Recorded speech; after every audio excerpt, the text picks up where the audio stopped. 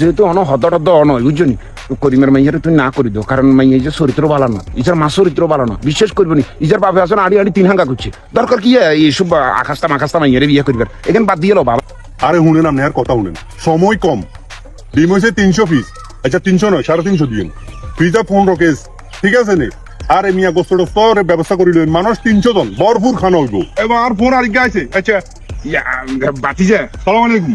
ভালো আছেন? আছি তো কাকা, ভালো আছেন নি?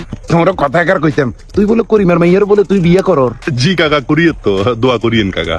বিয়ে করার বাড়া কথা যাচাই বাছাই করছো নি। ওই করিমের মাইয়া যে ডাকা হলাইজার লগে আমরা 3 মাস পর্যন্ত রিলেশন আসিল, হিয়ার যে ডাকা দাইছে তুমি ঘটনা ইয়ে জানো নি? কিয়া কোন কাকা, ইয়ান তো আমি জানি না। জানো না বাড়া কথা, কাকার অন্তত পক্ষে একা জিজ্ঞাইবা তো, কাকার তো মাইয়া আসিল, তুমি যদি কইতে কাকাই তোমরে সিস্টেম করি বালা আর মাইয়া তো বাড়া তুইছো জানো, তুমি কাদা তো করিমের মাইয়াগারে দরকার আছে নি বিয়ে করবার। কিয়া কোন কাকা, আয় তো আসলে ওই ইতিরে ছোট দেখছিলাম আপনার জিরে, তো এই কারণে আয় আর আপনার কিছু কই নই। শুনো বাতিজা, আমি তোর খুব কিন্তু পছন্দ করি বুঝছো নি।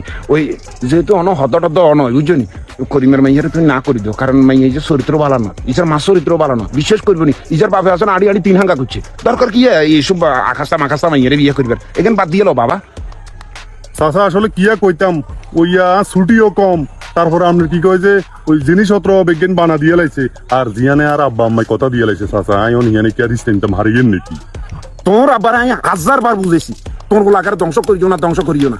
আমি জানতাম করিমের মাইয়া যে নষ্ট, তোরা বানাই বারবার তোরা বার কাছেও গেছি, কইছি আর জি আছে তোর ওলা যেহেতু সৌদি আরব থাকে টিয়া হইছে ইনকাম করে, আমি কইছি তোর এত টিয়া হইছে খরচ করতেন না, কাবিনও কইছি আমার 5 লাখ টাকা দেবো, বেশি দিতেন না। তারপরে তোর আব্বাই কথাটা হইল না, ওয়াদা দিবার দরকার আছে।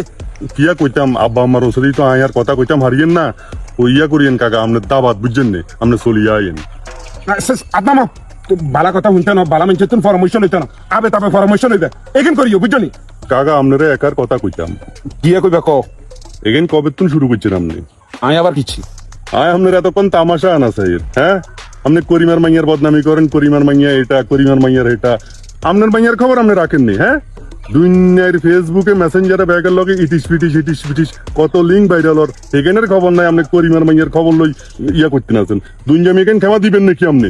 বর্তমান ডিজিটাল যুগ, আর মাইয়া তো ফেসবুকে কি, আর মাইয়া তো ফেসবুকে বাইরেন, এখন এখন তোমরা বুঝবে কি, এখন তোমরা তো আনো আসো আগে যুগের মানুষের তালে আসো, তালে না আসো। তো করিমের মাইয়া তো আর মাইয়া 1000 গুণে বালা বুঝছো নি বাতিজা, তোরা বারে কই দিও দেখবে, তুই যদি করিমের মাইয়ারে যদি তুই বিয়ে করো, তোর সংসার নিয়ে ঠিক তো নয় নয়। টিকলে টিকক না টিকলে ভাঙ্গি যাইবো, এটা আর ব্যাপার আয় বুঝুন। বিয়াতে আপনারা দাবাত দিছি, আপনি আইলে আইবেন, নো আইলে যান। মিয়া দুনজামি মারাই তো আইছে, গেলেন না মিয়া ইয়ান তুলে। কোন বাতিজা, তুই এই মুরব্বী চাচার লগে তুই বিয়ে দাবি করছিস, তো তোর এই সংসার টিকতো নয়, অভিশাপ দিয়ে গেলাম, তোর বিয়ে হইতো না, বিয়ে হইলেও বেশি দিন টিকতো না, দেখবি তোর মা বাবারও বাদ দিত না। এই মেয়ে নেশা চরিত্র যা আছে দেখি জানি, আই সেলিমে জানি, কথা বুঝছো তুই ওরা। শুনেন কাকা শুনেন, ও কোনের দরায় গরু মরে না বুঝছেন রে, দুনজামি এখান ক্ষমা দিয়ালান ডান মিয়া। দেখা যাবো টিকে না টিকে দেখবো, এলাকা জনগণের দেখবো, পাবলিসিটিও করবো মানছে।